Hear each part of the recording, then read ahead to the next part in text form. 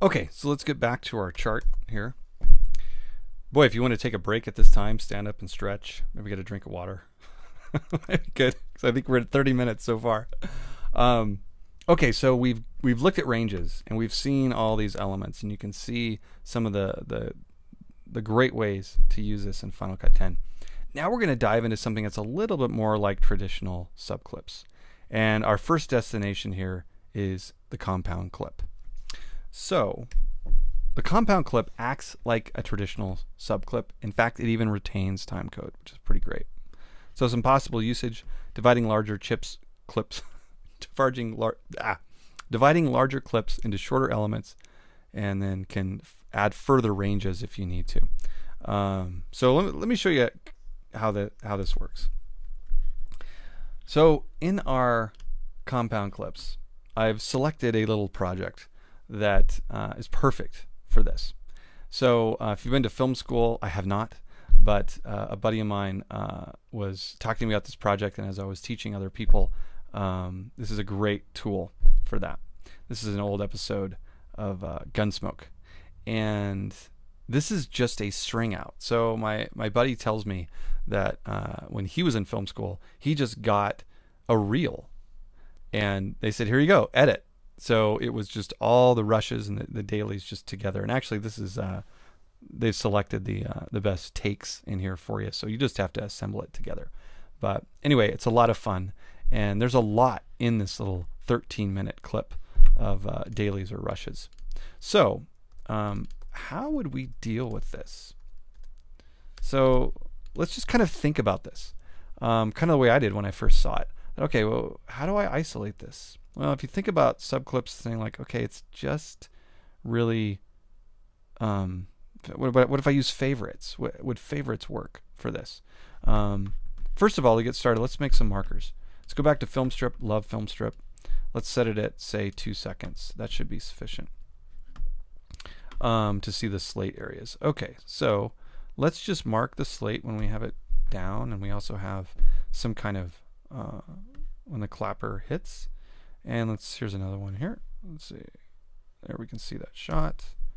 Again, I'm just adding markers with M. There we go. Just looking for that slate. There we go. Okay, we don't have to do too much of this, but little tip here. Once markers are in the event browser, you can use next and previous, your keyboard commands, to go to that. Not the up and down arrow, but the semicolon and the apostrophe, I guess. And you can go to next and previous without using the option M option semicolon colon for the markers, next or previous marker. You can just kind of use those keys right there. Bonus, no extra charge for that little tip there. Okay, so we have a couple markers, and let's go back to list view. So how could we deal with this? Let's see. Let's set an I, and I'm going to go to the next one and set O. And what if we just set a favorite for that? And then let's see, go back here, I, O. This is my second take. Let's set a favorite for that. Oh, that's a bummer. I, O, favorite. Oh, that's a bummer. Okay. This really isn't going to work well because of that. Because you can't have overlapping favorites. Every time I add a favorite, it just keeps longer and longer and longer. That isn't going to work at all. Okay, so let's kill this favorite. Now, to get around that, what could you do? Let's see, I, and then O, or let's go back 1 frame, 2 frames maybe, O, then favorite that. Okay, then we're going to go to our marker, I, back to O, favorite, at least I have 2 favorites here. I, back, O, favorite. Oh, okay, great. At least we're closer. So now we can name this 64A.3. That's the way we do it. We're kind of weird.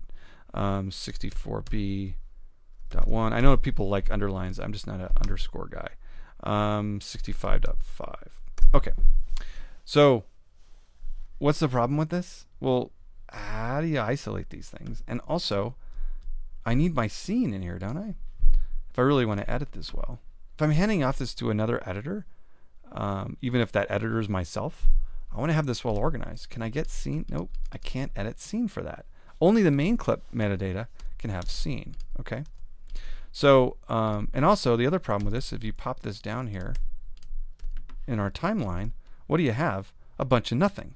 All you've got is markers. Well, you could maybe put the markers and put the slate in there. Boy, that could just be a pain. So what do you need to do this? Compund Clips is the fantastic way to pull this off. So let's kill all our ratings inside here. And let's pull this off here so we don't see used. And now we just have markers here. But let's do this with Compund Clips. So Option X to get us restarted. Next marker. Sorry. Let me get back here. Next marker, O. Okay. And now I'm going to right click and choose New Compund Clip. And I could name it here, but let me show you a trick. I'm not going to name it yet. So then I go to my, oh wait, what just happened? Where's my thing? I'm on this clip here that has been highlighted. So this is one thing Final Cut 10 does. It highlights the Compund clip you just made, which in this case, we don't actually want that. So how could we keep the event browser stuck on this thing? Could you do it with a keyword collection? Actually, no.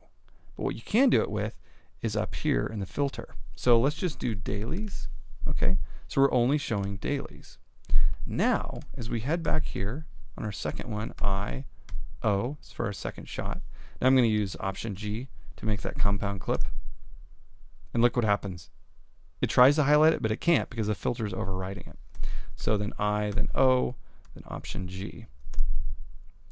And, oops, sorry about that. And now, if I kill this filter, then I can see my Compund clips that are here. So let's see, here's 64A.3, 64B.1, 65.5. Awesome. We can even put scene information here. So this is 64. I'm just going to have the master scene of it, not the angle or the setup. So I've got scene, which is great. I can put notes here inside this thing. So this is going to be two shot. This one here is that guy running up. This here is bad guy and good girl. So now, look what happens when we edit these down in the timeline. Oh, this is exactly what we want. Look, you can see the scenes here just as they are. And if you go to clips, look, you've got your notes also. So you can see what's happening. It's just it's a beautiful thing. Let me pause the recording real quick. I'm gonna finish making markers for this and show you a little bit more.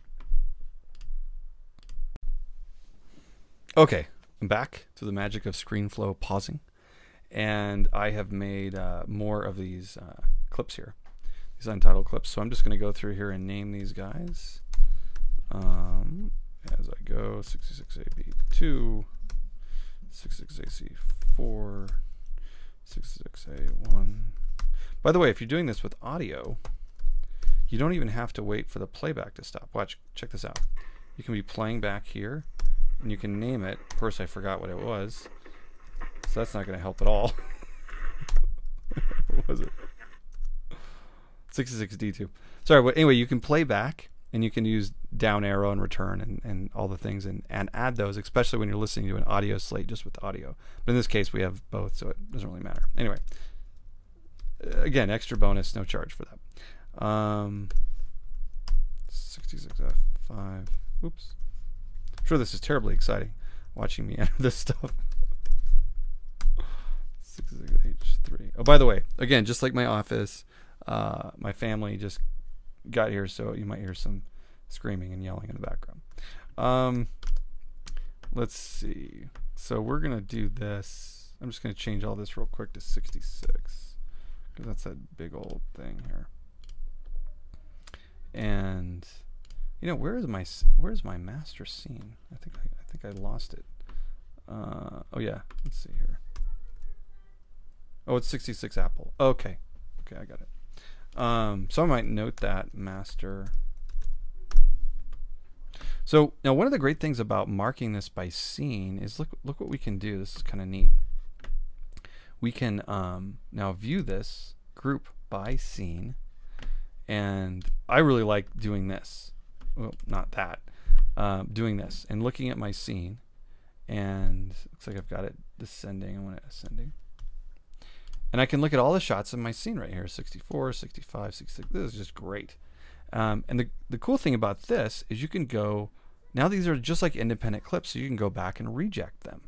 So let's go back here and look at this guy.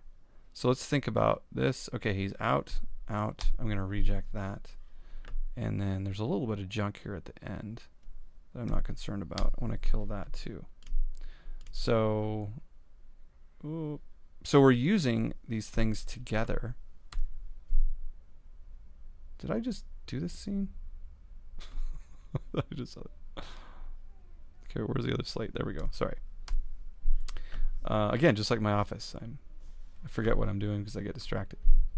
So now we can hide rejected, and now I've just got these clean shots that I can utilize here. And I've got notes on top of it, which I can add, which is pretty cool. And on top of that, you can go back and say, oh, I want to favorite this. Oh, I like that. Or you can add keywords for circle takes or whatever you'd like to do. And realize that this information is going to get brought down here with the proper scene and take, and it just works out really, really well. So dividing large clips into shorter elements is a fantastic use of compound clips, and you can add further ranges, just as I did. Now, one little note about this, there's been some kind of controversy, I guess, about compound clips. There's two ways you can use compound clips. That is as a source for media, like we did here, and then also for grouping, because you could select these and then further group these together. And group one. Let's see, where are we here? 3 compound clip film school project. Okay. So you could do that, and let me actually rename that group 1 CC, for example. So grouping clips is one use for compound clips, and then using as an editing source is the other. And you might think, well, I heard that that's not a good idea. That was before 10.0.6. 10.0.6 and after, compound clips are reference clips, and they're fantastic as source material. In fact, let me show you some great advantages of using them as source material. And you might just end up making everything compound clips because of it. So let's say we had this scene. Let's get something a little more makes sense. Okay, here we go. Let's go back to here.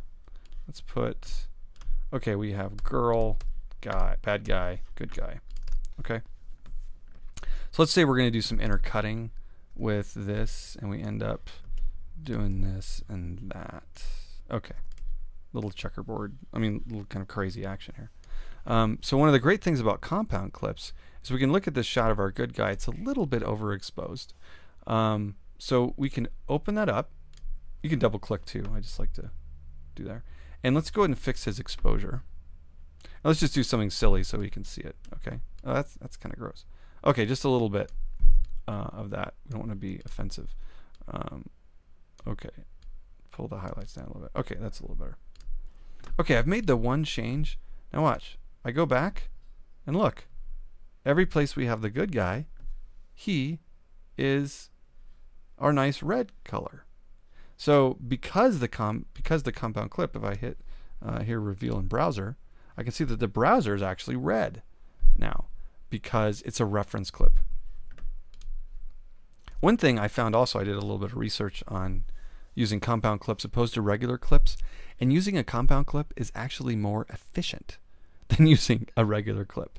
So don't be afraid to use them. A lot of times what I do is after I synchronize a clip, I make a synchronized clip, I will actually compound that in case I need to go back and make an edit. Then I can make an edit, because the nice thing about that is you can go back to the event browser and you don't even have to be down here. And you can say, oh, let's go ahead and open this up and let's do something weird. again with color or audio or something like that. And let's make him green. So again, you're doing it inside here, and then when you get to your project, he's already green. So that's kind of creepy, the whole green thing that's there. So anyway, great uses of Compund Clips. You know, one other thing. Remember this interview that I was showing you here? So this was a Compund clip that I used for an interview source. And most of the time I'm using multicam clips for interview sources now. But this lets me open in timeline, and I have this English translation here. So now I can, if I go back to my audio, I've got an English translation right here that I can turn on and off, and it becomes components. So as I stick this down in our timeline, let me get some of the elements back here. Doop, doop, doop. Okay, get those back in our timeline. Then I can start expanding audio components, and I can see my English and my Spanish, and that way I can make kind of a nice mix between them. So Compund Clips are fantastic for using as source media. One of the issues that sometimes comes up is like, okay, I'm going to resolve. Compund Clips is not really super happy with that. Well, if you're really done with your edit, you can actually break apart that Compund clip and have the original shot back there. So let's put these on our timeline. So again, everything's all nice and dandy here and good. You might want to duplicate this timeline, but after you dupe it, then you can go here and go ahead and break apart this clip. And they moved, it used to be on the contextual menu, and now it is, where is it? Okay, break apart clip items. And you're thinking like, well, no, I don't want to do that. It's going to break apart the audio. Well, it's not, because it's a Compund clip. Watch. Okay? So what it's done is it's simply, the shot's the same. We've just broken it apart, and now we're back to its individual element, and it's no longer a Compund clip. So it might be friendlier to bring to resolve if you're having any issues with that. Hopefully they just get that worked out and it's not really a problem. One little gotcha about that is if you do put some kind of effect on this. So here it's Command 6. Let's make this that gross. That's gross. That's just gross. Okay, sorry. If you do that, now if you break this apart, Command Shift G, you're going to lose that effect, because that effect was on the Compund clip container, and we've in a sense moved it away. Okay, but we still have, you're still going to have your color changes that are there. You're just not going to see them in the timeline. Hope that kind of makes sense, how that's being utilized. I can just undo and get that back out. Now obviously if you break it apart again, then it's really going to break it apart, the audio and video, which is probably not what you want. So on to our next task after we've finished up with Compund Clips.